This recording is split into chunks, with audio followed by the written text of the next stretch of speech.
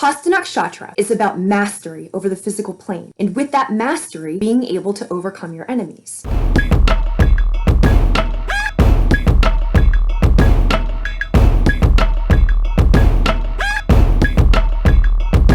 HASTA NAKSHATRA is about mastery over the physical plane, and with that mastery, being able to overcome your enemies. The deity is the rising sun, the sun being your consciousness, your awareness, being awake. So conscious awareness over the physical plane and the metaphysical plane. The symbol is a closed fist, so the control, the grasp, the mastery that you have. And Virgo is the harvest, always what you're looking toward. So mastery over the physical plane, the control you have, the mastery that you've developed, and always taking action with an eye toward the harvest. And in the meantime, looking around at who's trying to stop you, who's trying to impede your progress, and having mastery to be able to counter those attacks. Now, HASTA, as related to the hand. It's the use of the hand for spiritual purposes. Because HASTA is Virgo, Virgo is very practical, it's very terrestrial, it's very esotericism, not for the sake of esotericism, but esotericism because you can use it. So it's very concerned about the practical application of the spiritual. So relating it to magic, it's something like a video like this, about engaging with spiritual acts so that there is some type of tangible spiritual result, or engaging with spiritual knowledge so that other people can use it. So focused on spirituality, but with tangible material results that are brought into the world. Mercury is also associated with writing that you do with the hand. So the hand becomes the magical instrument in which spirit comes into the world. In the case of duality, for a low HASTA expression, spirituality is ignored because it cannot be defined. It cannot be explained or quantified. It doesn't fit into the box of science, and therefore it is disregarded. You'll see this in the work of Jordan Peterson, Neil deGrasse Tyson, Bill Maher, where they're always looking to say this or that. They're looking to discredit people who have religious points of view that cannot be explained through science. Now, from a spiritual perspective, this is Kali, liberation. Kali cuts off the heads. In a spiritual sense, liberation comes from separating from the rational mind and understanding that the material plane and the metaphysical plane are different. Symbols and words do have meanings that are beyond rational explanation, and oftentimes they're something that are experiential. So they're really beyond explanation, because if you have not experienced them, there's really no way to convince you. But this material duality, it speaks to the precise letter of the subject versus the spirit of the subject, the meaning of the subject. So for people who do live this kind of life, navigating their way through worldly and material conversations is very difficult because nobody understands what they're talking about unless you too have had that experience. But you can't explain it, you can't rationalize it, you can't make it make sense to somebody who doesn't understand it. This is the duality of HASTA, expressed through HASTA, but then this is also the conflict that a person on a spiritual path experiences.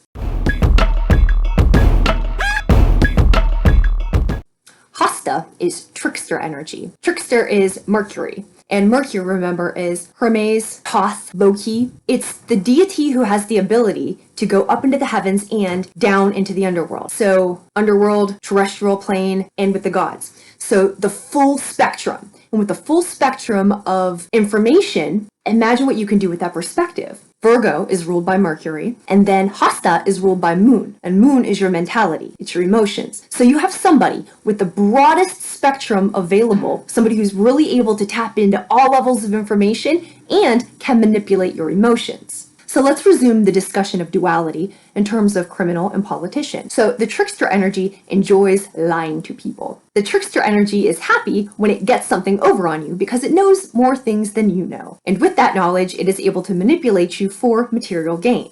HASTA is also associated with laughing, but they're not laughing with you. They're laughing in the way that builds rapport, or they're laughing in the way like they got something over on you. Think about Goodfellas. It's the characteristics that build rapport, that mimic your traits, and all of the things that make you feel comfortable, right? So this set of street smarts, that it's not really about your intelligence, but it's about the perception of your intelligence. So you always allude to the idea that you know more. In media and in movies, this is expressed with the cop versus the criminal who cuts corners and gets a lot of material gain for something that he didn't actually work for it, versus the cop who has this very hard life because he does follow the rules and he does do the things that you're supposed to do.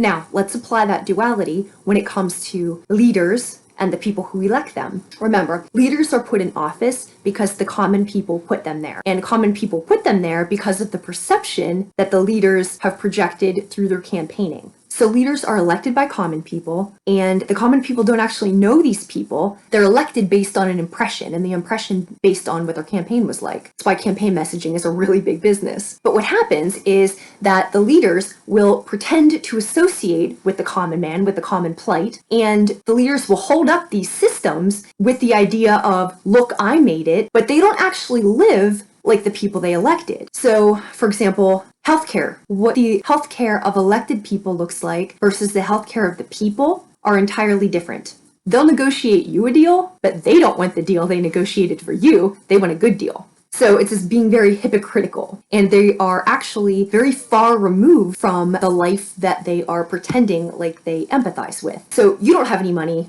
but they have plenty of money. And they're very fixated on manipulating people to obtain power over them. And it pleases them to obtain power over them. This is all HASTA. Here's a list of some HASTA natives, just so you get the idea. Joseph Mengele, Joseph Stalin, Vladimir Putin, Margaret Thatcher, Fidel Castro, George Bush Sr., George Bush Jr., and Donald Trump. So all people who are very cold and calculating and feign empathy with a larger group to gain power over that group, when the reality is that their life looks nothing like your life.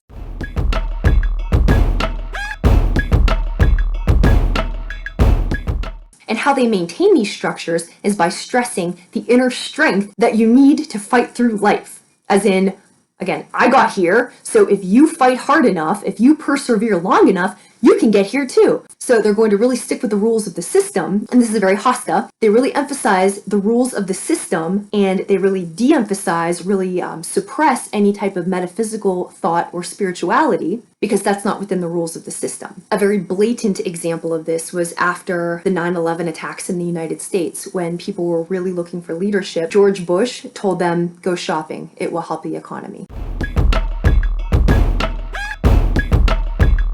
And the problem that occurs is that this manipulation upholds systems that don't actually work for the people. That's the conflict element of HASTA. That's the problem with the manipulation, is that it's a promise of what could happen, but it isn't the reality of what could happen. So you indeed are being manipulated by by people who are taking advantage of resources that are not available to you. So in your own life, when you are making these distinctions, and you have in mind where you think you are supposed to be, or what type of mastery you should have, like in a material sense, everybody's got a different playing field. They're not level. But HASTA energy wants you to believe that they are level. Another group, besides criminals and politicians that have many, many, many HASTA natives, are spiritualists. And spiritualists are those who perform mediumship of the dead. So they communicate with terrestrial spirits. And what spiritualists were very concerned about is evidence. So they have what's called evidentiary mediumship. From turn of the century, there was ectoplasm, there were seances, but they're very concerned with what is produced materially because they were trying to bridge that duality. And here's what happens, right? Because material is not the same as spiritual. So for example, when you get a reading from an evidentiary-based medium, the medium is very concerned with names, dates, items, places, right? So stuff to legitimize their ability to speak with the dead, versus the spiritual utility of that services is to be able to bring comfort to the living. Criminal element. Imagine if you have mastery over the material world, you understand how people think, then on top of that, you have psychic abilities. Then you can read minds, you can read energy, you can communicate with the dead. So they can read people in the first place, but then they're tapped into all of these other areas. If you're going to have somebody properly scam you, that's a good way to do it. So that's why we think about politicians being corrupt, we think about doctors and their malpractice and they don't really care about us. And the same goes for fake psychics or people trying to take advantage of you. Those people exist, and HASTA is the place where they exist. So these stereotypes that we use socially, that's one of the distinctions of HASTA, is know the difference.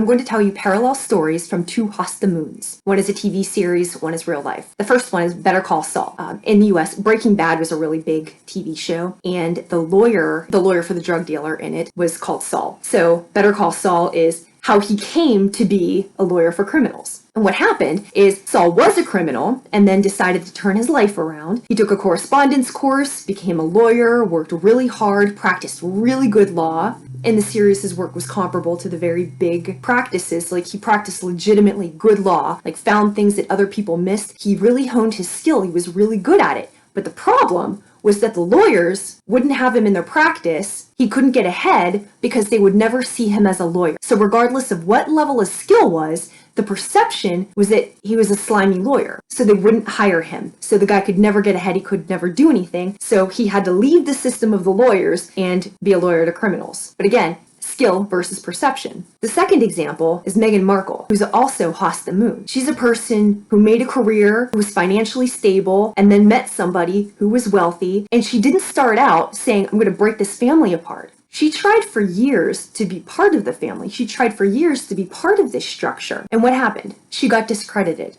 She doesn't come from a good family. She wasn't really well educated. She's the wrong color. Regardless of how smart she is, regardless of how resourceful she is, regardless of what she actually has to offer, the problem is perception. They will never see her as a royal. And she knew that, and so she left. The way that spirituality is expressed in the physical world is not because God or some deity comes here to do it. No, it's because we tap in through prayer, through meditation, through our different extrasensory perception abilities, aka your intuition, your psychic abilities, your telepathy, any of your clairs. But you do that, you tap in so that you get the knowledge that's around you and you get guidance on how you can find a situation or put yourself into a situation where you will learn the things that you need to learn. You will develop the skills to go about your spiritual path, and also you will find yourself encountering situations in which to express these skills. There's a quote by Marcus Aurelius. He says, the obstacle becomes the way. So as you're going through your life, all the things that don't work out in a linear sense, where you think you're supposed to go and what you think is supposed to happen, when those things don't work out, other things in the meantime are working out. So where you thought you were supposed to be, you're not there, but you're in some other situation and you're learning some other skill, which had you been over here, you wouldn't be learning this. And this is the thing that you truly needed. In terms of duality, this is a really frustrating situation for somebody with low HASTA trying to figure out, because it's not something that makes worldly sense, but it makes spiritual sense. So, the way that spirituality is expressed in the world is because we open up to it, we allow ourselves to be guided, and then we make the decision to manifest our guidance on the physical plane. And this can be in terms of our behavior, of our action, of our work in the world, of just our conduct, but it's what we put out because that's what we've decided that we're going to do. Again, remember, Virgo, mind on the harvest. So we always have in mind our spiritual path. We have in mind always what's the most effective way that you will be a force for good for humanity, and that becomes the way you conduct yourself. And that often comes against worldly ideas of what the best way forward is. And this is because they are two completely different value systems. So when you have a worldly perspective trying to make sense of spiritual activity, it doesn't work because they're different. They're very, very different. So this is another element of HASTA, is the idea of the taboo, of working outside of a system, working outside of what is acceptable. If you conduct yourself according to spiritual principles, those are different than worldly principles. So people will not understand what you're doing. And when you make a move that is not a worldly move, they will not understand why you made that, and they'll be very suspect of it, but they won't understand you. So if you've ever had somebody say about you, another group, they don't know what to do with you. They don't understand you. This is why. Because you do things that are so different. You're coming from such a different place that there's no way to assimilate you into the group. So you can't be there. It's too uncomfortable. It's too different. So this is another element of HASTA, is the breaking away. I'm talking about professions, families, organizations, networks, like anything that you're part of. Once you become a little too weird, Once you become a little bit too much more than they can accept in the group, they won't have you in the group anymore. So for those of us on a spiritual path, one of the ways that we learn to stay safe is to not say what we are and to not say who we are, and to be very careful about that. And whatever you do with that in your life, at whatever rate you would like to have that information emerge or not, is up to you. But the repercussions are serious. You are discredited, you are ostracized, you are shunned, people lose their jobs. There are serious material consequences to having a spiritual practice that other people don't understand. And this is another element of HASTA, is working outside of a system.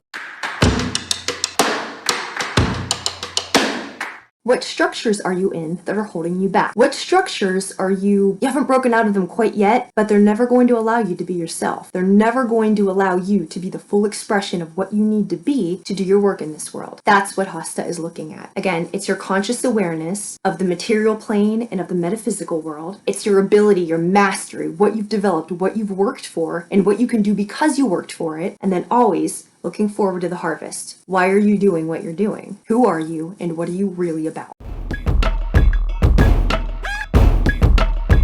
Gemini, sun, moon, and rising.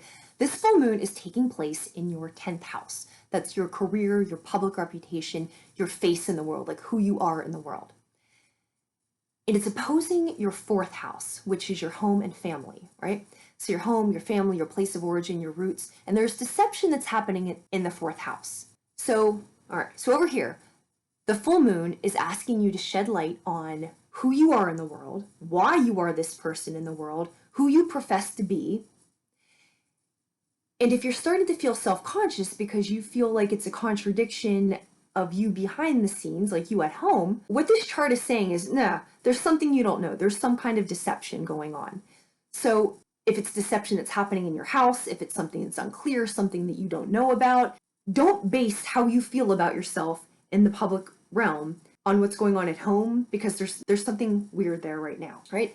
So come back over here. You in the world, what you are bringing into the world, and what you're bringing into the world having to do with your public reputation. If you are on a spiritual path and you are looking to bring in divinity, like into your work, this is a really big deal, because that is a decision that will have repercussions. If people know you for that, we'd like to say that it's a nice world where everybody's happy for your success and everybody wants to see you do the best that you can, but that isn't the reality.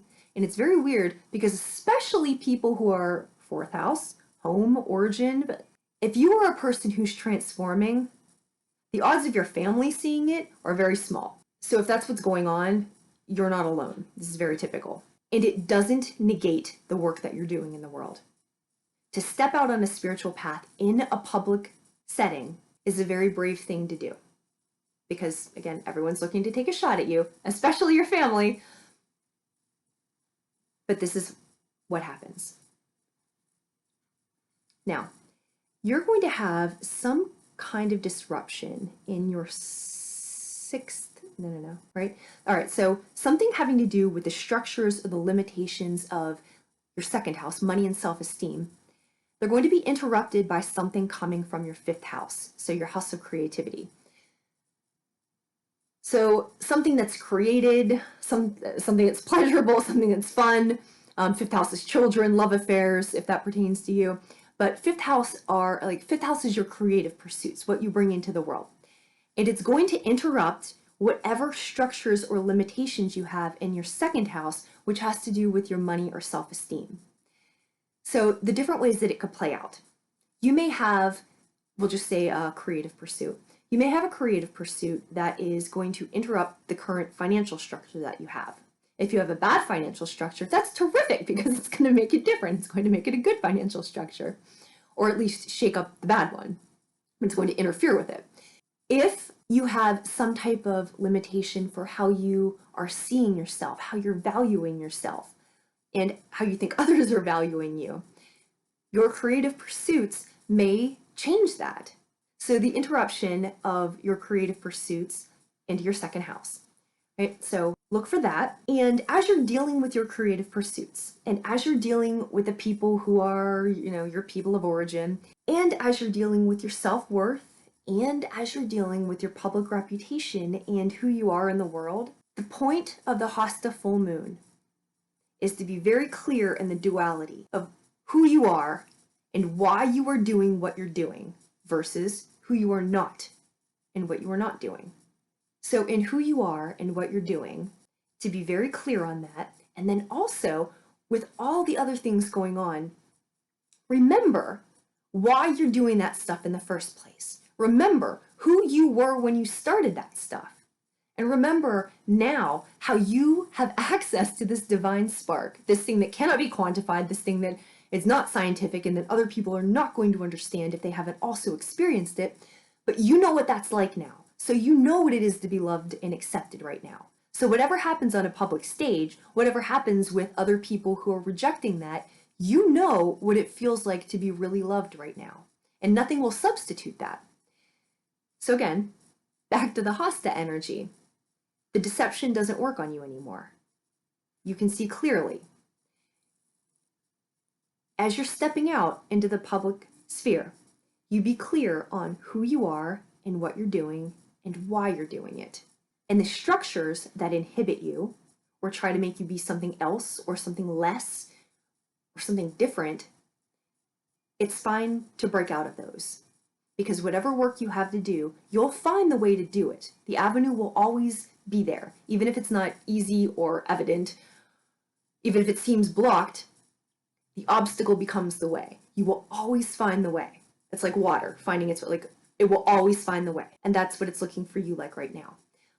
But in the meantime, because we're looking forward to the harvest and because we're doing this work of trudging along, go back to what excites you about it. Go back to what excites you about it, what objects remind you of it. These associate those with the times in your life that you've had particularly meaningful experiences and what those felt like, and maybe like how those manifested in, things you have, like things you have. And you make those connections for yourself in the physical plane, because this is Virgo and it's about daily stuff and habits. And you remind yourself of this, your vibration changes, the vibration of the things around you change. And what you're actually bringing into the world then, what you're doing is you're cleansing the channel to allow that to happen. So what is the point of all this? HASTA energy is the duration. What you are doing it because there will one day be a harvest. But that harvest is not today. So in the midst of all of this really difficult work that you're doing, how do you maintain your motivation? Go back to Savitar, the sun, the light, the divine spark that we feel. When you are connected, the intangible in this video, we talked about duality and HASTA, that inexplicable thing that unless you've experienced it, you don't understand. Your divine connection, the divine spark. Whereas everything is really getting tired and you are working, sixth house, like a slave, and you're in constant servitude to others and it feels like you have no life. And you're bored, even though spiritually you're not supposed to be bored, but still you're bored because it's drudgery. It's like one foot in front of the other. And all of the things that you've given up, it's like they're phantom limbs. You still remember them, but they're not there anymore. So now you actually have this expansive time and nothing fills that time yet. So the lesson of HASTA is to pay attention to the details.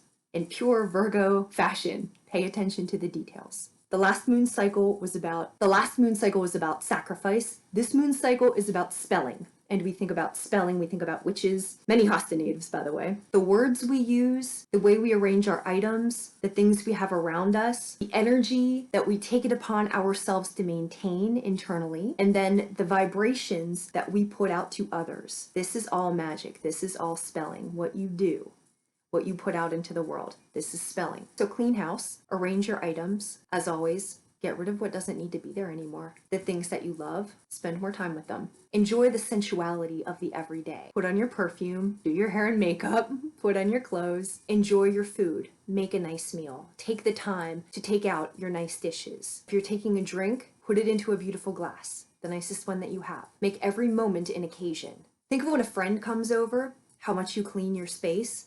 Well, you're inviting the divine in. Clean your space. Make it someplace you want to share. Reach out to somebody and tell them what a wonderful job they're doing. Do something nice for yourself. If it's available to you, take a night out. Take a dinner out. You're not a slave. You should be enjoying your life. But mainly, because you've cleared all of this energy and Jupiter is going to be bringing blessings into you, enjoy the space just now, because more is coming, but enjoy the space and appreciate the work that you've done to create that space. So where it seems really boring, before it was a headache, but you got rid of the headache, now it's just boring. Boring is going to get replaced with something that you deserve.